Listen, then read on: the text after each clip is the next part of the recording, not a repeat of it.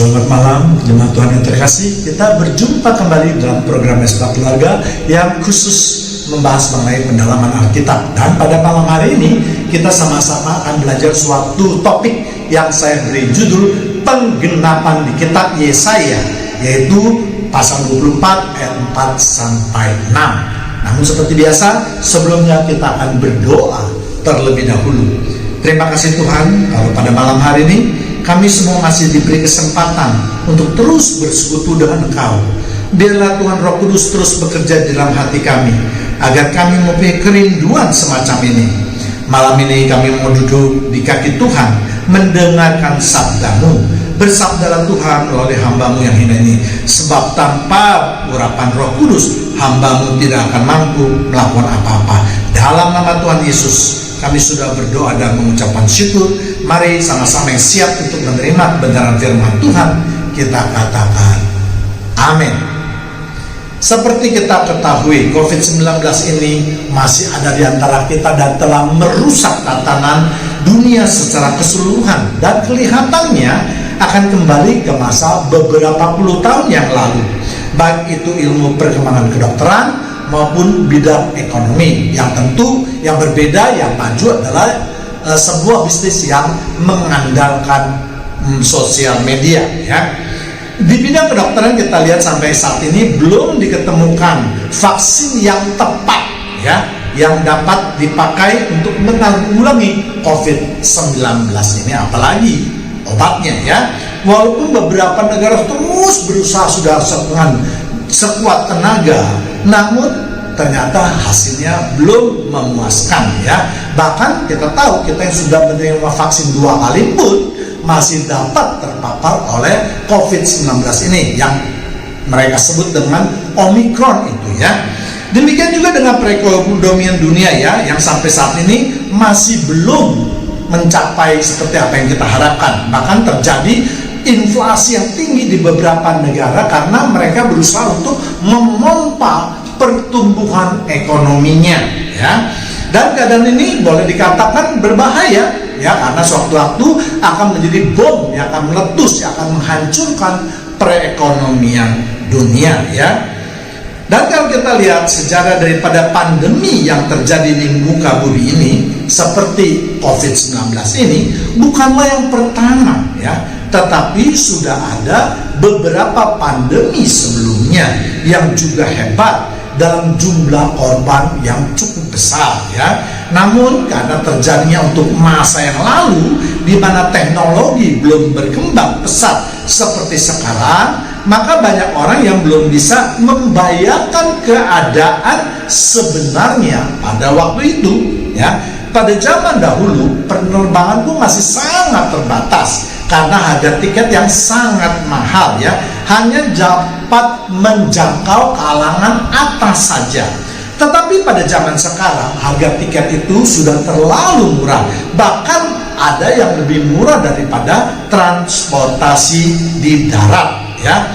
Juga belum berkembangnya media sosial pada waktu itu, sehingga semua peristiwa tersebut hanya bisa dilihat di, ya, mungkin TV atau koran yang memang pemberitaannya sangat amat lambat, ya, sangat jauh kalau dibandingkan dengan sekarang ini, ya. Semua netizen bisa menjadi reporter.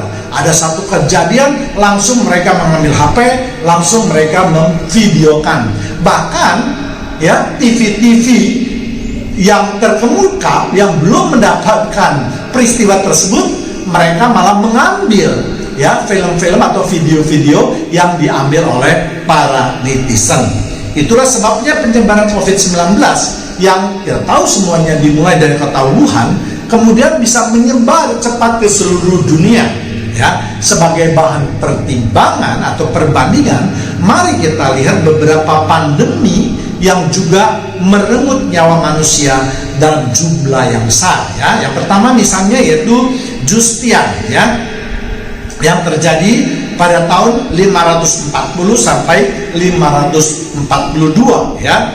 Penyakit ini mempunyai tanda seperti munculnya bisul yang bernanah, terutama di ketiak dan selangkangan, disertai dengan demam, korban penyakit ini diperkirakan 25 juta.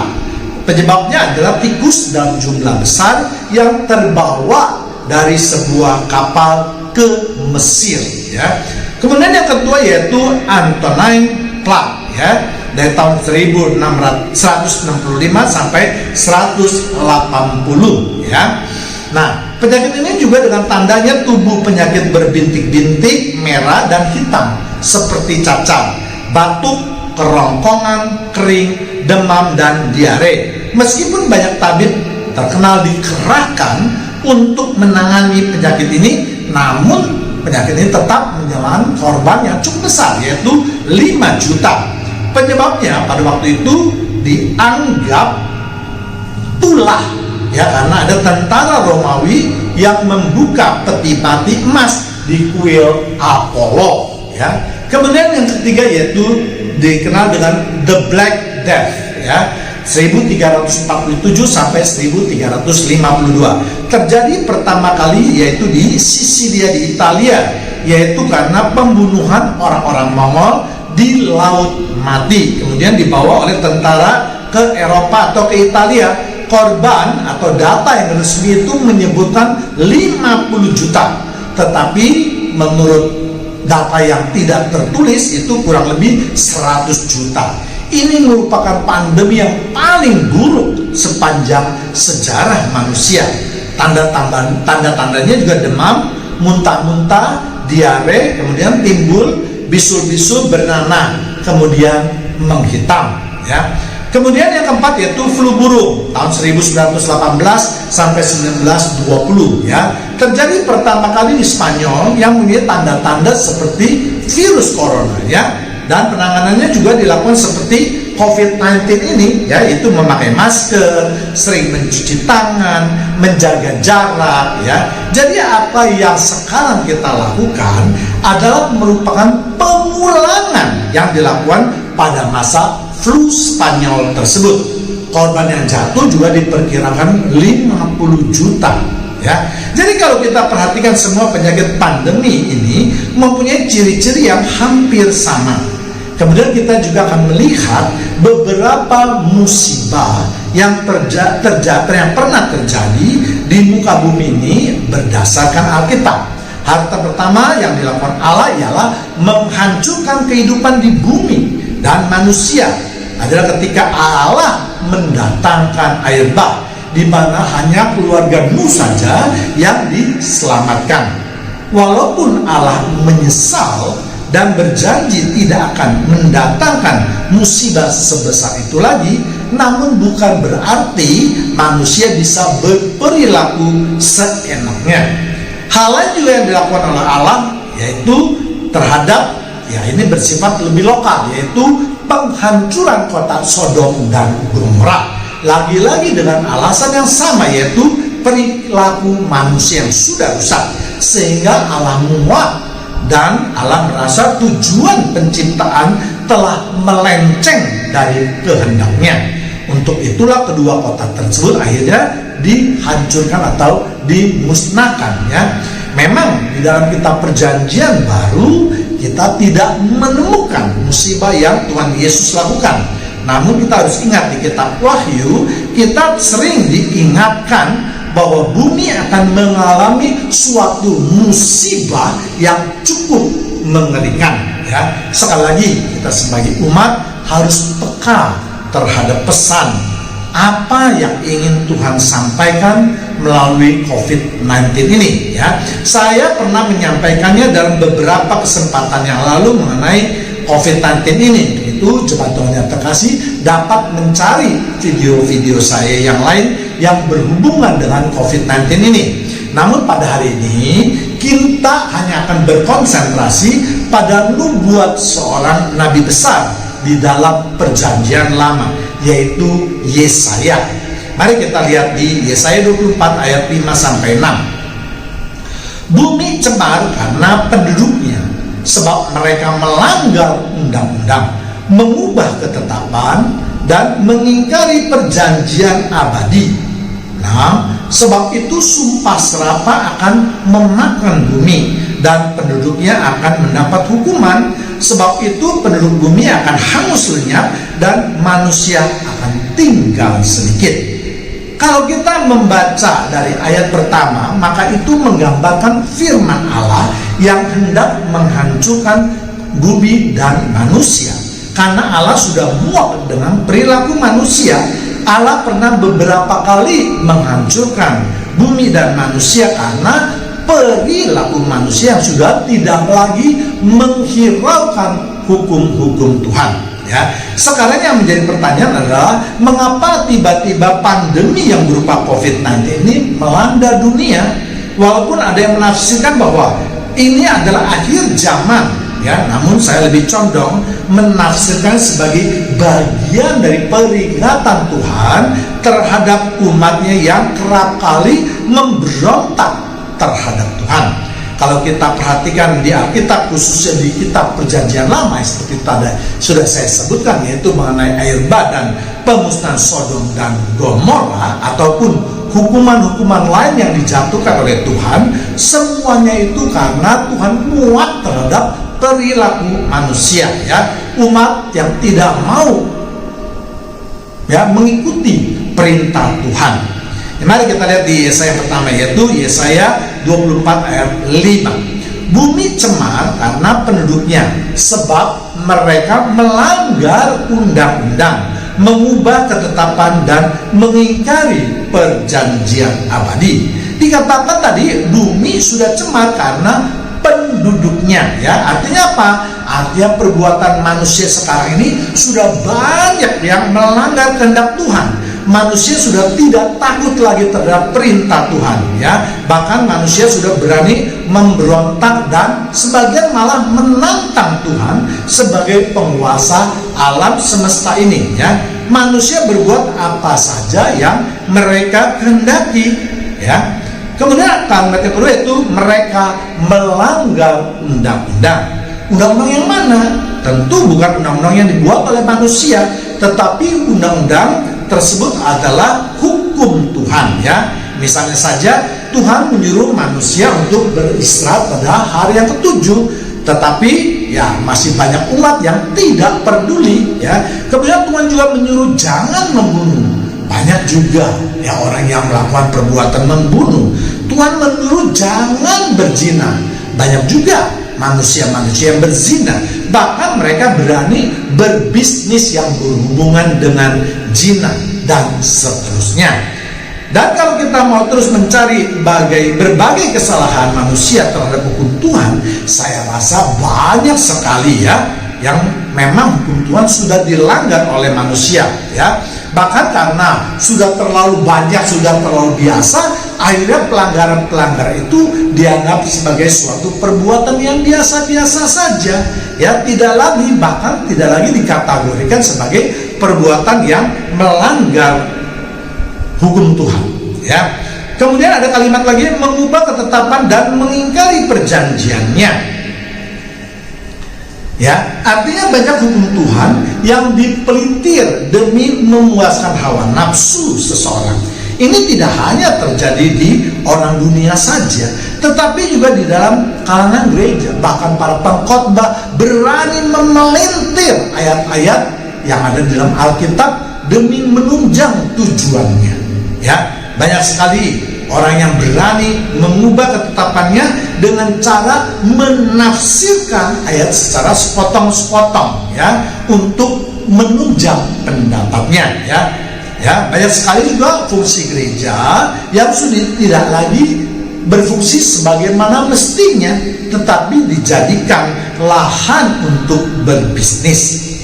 Sedangkan arti perjanjiannya adalah perjanjian yang utama dan abadi, di mana Tuhan sering berkata, aku akan mengangkat kamu menjadi umatku dan aku akan menjadi Allahmu selama-lamanya. Keluar 6 ayat 7. Jadi ada suatu perjanjian atau ikatan yang berlaku antara umat dengan Allah, di mana jika umat berjanji akan taat terhadap semua perintahnya, maka Allah akan menjaganya. Dan kelihatannya sekarang perjanjian tersebut sudah tidak dihiraukan lagi. Bahkan mungkin sebagian umat sudah tidak merasakan adanya perjanjian tersebut. karena manusia sekarang sudah hidup dengan kekuatannya sendiri dan melupakan kuasa Allah di dalam kehidupan mereka. Ya, kemudian kita lihat ayat 6. Sebab itu sumpah serapah akan memakan bumi dan penduduknya akan mendapat hukuman. Sebab itu penduduk bumi akan hangus lenyap dan manusia tak akan tinggal sedikit. Dikatakan tadi, sebab itu sumpah serapah akan memakan bumi, ya. Dan sebagai hukuman atas perbuatan manusia yang sudah rusak itu, maka Allah akan mengutuk bumi dan akan menerima mengutuk bumi serta akan menghancurkan semua perbuatan manusia tersebut. Mengapa Allah mengutuk bumi? Karena bumi merupakan tempat yang sangat penting dan satu-satunya tempat manusia untuk dapat hidup, ya. Tanpa tanah atau bumi, manusia ini akan mengalami banyak kesulitan, ya. Misalnya tempat di mana manusia kita akan tinggal, di mana kita akan membuat rumah, di mana kita akan menanam tanaman, di mana kita akan melakukan aktivitas kita dan seterusnya, ya. Itulah sebabnya Allah mendatangkan berbagai musibah yang belum pernah atau sangat jarang terjadi sekarang ini, ya. Misalnya adanya hujan es di daerah-daerah tropis yang sebelumnya tidak pernah terjadi, bahkan gumpalan-gumpalan es yang sebesar buah golf, bahkan ada yang sebuah kasti yang jatuh dari langit. Ya, demikian juga ada banjir di berbagai tempat, terutama di padang gurun di daerah Arab misalnya, daerah yang tandus yang kekurangan air, sekarang bisa terjadi banjir. Ya, itu sesuatu keanehan dan memang mungkin tidak dapat kita jelaskan dengan logika manusia, ya. Kemudian yang kedua yaitu penduduknya akan mendapat hukuman. Ya, setelah itu pun, ya, kalau manusia tetap melanggar hukum Allah, maka Allah akan menghukum manusia. Bagaimana cara menghukumnya? Yaitu dengan mengadakan berbagai musibah yang besar yang tidak dapat ditanggulangi oleh manusia, ya. Kemudian ada perkataan lagi, sebab itu penduduk bumi akan hangus lenyap. Dan tujuan semua itu adalah untuk menghanguskan atau memusnahkan penduduk bumi, ya. Artinya segala perbuatan yang Tuhan berikan adalah bertujuan untuk membuat manusia menjadi binasa, ya. Sama seperti peristiwa air bah ataupun Sodom dan Gomora. Tuhan sudah muak dengan perilaku manusia yang kian hari kian bertambah rusak. Maka Tuhan akan menghapuskan atau melenyapkan manusia.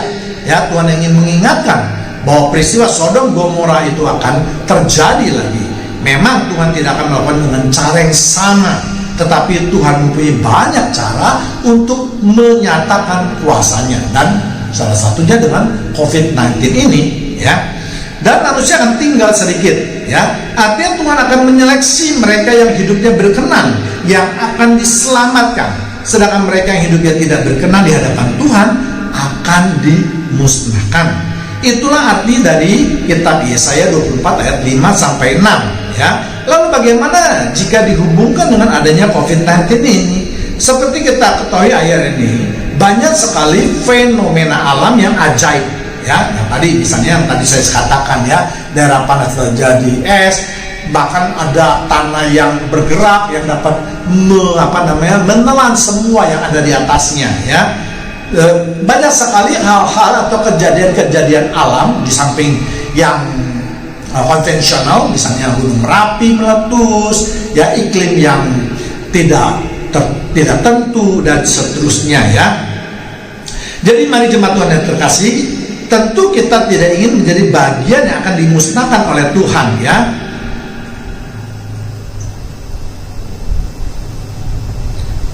Waktu sudah semakin dekat dan saya yakin kita semua menyadarinya, ya. Yang harus kita perhatikan adalah perilaku kita jangan lagi seperti biasa lagi, seolah-olah kita akan hidup 1000 tahun lagi, ya. Sehingga kita merasakan akan masih banyak waktu untuk melakukan pertobatan, ya. Tuhan telah menyatakan banyak tanda-tandanya jemaat Tuhan yang terkasih, supaya kita bertobat dan terus kita memperbaiki perilaku kita dari hari ke hari. Bahkan untuk bangsa-bangsa satu saja Tuhan sudah banyak melakukan penuaian jiwa. Masakan kita umatnya malah bertindak masa bodoh ya. Dan saya percaya jika perilaku manusia tidak berubah, Tuhan akan memberikan tanda-tanda kuasanya. Tidak tertutup kemungkinan maka Tuhan akan mendatangkan bencana yang lebih besar lagi ya. Karena COVID-19 ini diprediksi oleh WHO tidak akan berakhir dengan cepat. Jika obat COVID-19 ini benar-benar tidak diketemukan, maka itu berarti kita harus berdampingan hidup dengan COVID-19 ini. Apa artinya?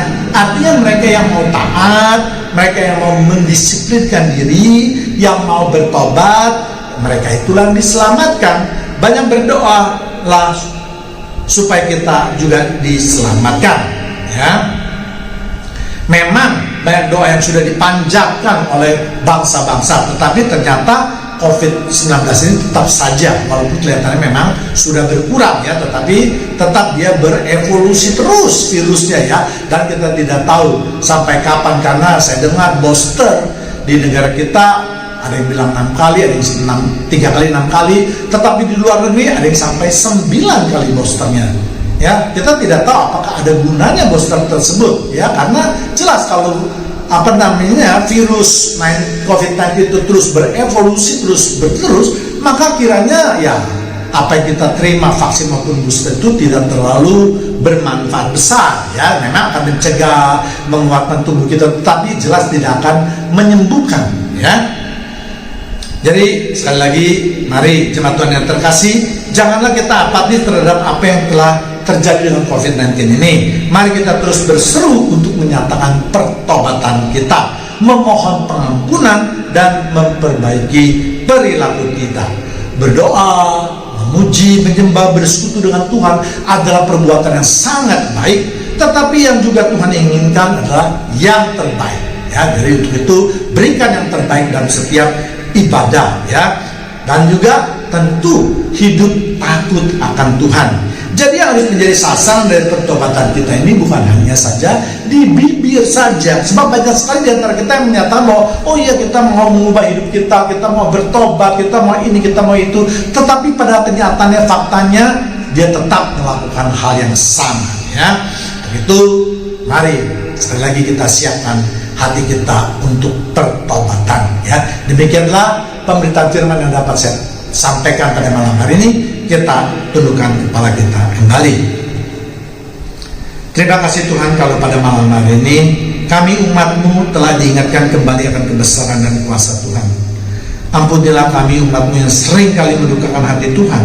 Untuk itu kami terus memohon kepada Roh Kudus agar mata kami terus dicelikan dan hati kami terus diberi kekuatan untuk melaksanakan firman-Mu sesuai dengan kehendak Tuhan. Dalam nama Tuhan Yesus kami sudah berdoa dan mengucapkan syukur. Haleluya. Amin.